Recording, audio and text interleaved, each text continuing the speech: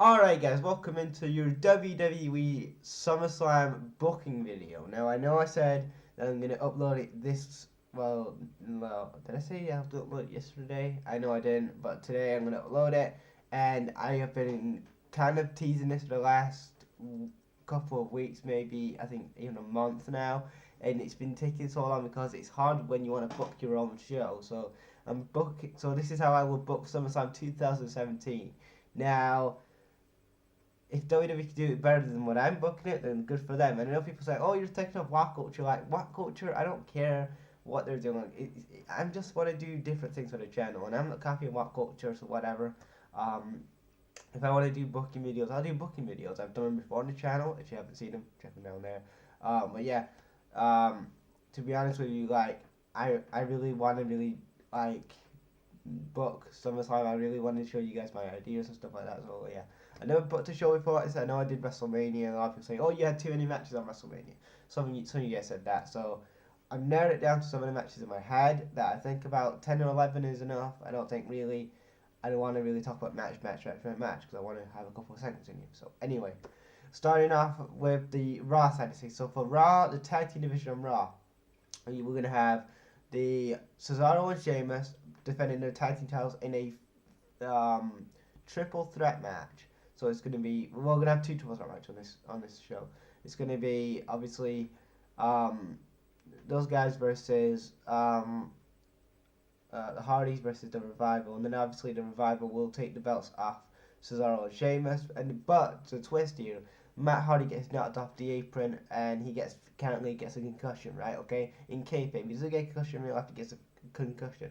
He comes back, and hopefully, let's say that a Broken Universe is WWE's, he comes back as Broken Matt, and he's going delete, and he's going premonition and stuff like that, and he's talking in his stupid accent again, and he's doing all that other good stuff he did in TNA last year, and we get Broken Matt and Brother Nero.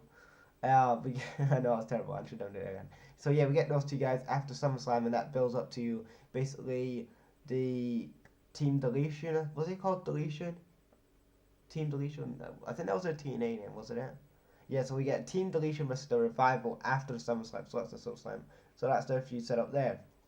And then whatever Cesaro Sheamus are doing, because they ain't the tag champs at this point, they can split up. I don't know. But yeah, that's what I will do there. My SmackDown tag team match. Now I was going to put that match as well, but I'm gonna say that the Fashion Police are gonna win the SD tag team title, and then eventually when the Authors of Pain get called up, they feud with those guys on SmackDown, and then they have a good match there. For the women's feud on SmackDown, I see that Carmella versus Naomi possibly, and then basically Naomi would obviously retain the match. Well, also Carmella's going to win that match, and then after that, Asuka comes out. Asuka debuts, and Asuka basically takes out Carmella with the women's champ with the Money in the Bank briefcase, and basically says that she wants the next shot after that. So after SummerSlam, we have Carmella versus Asuka. That's setting up for SummerSlam. Well, after SummerSlam, so that's a feud there.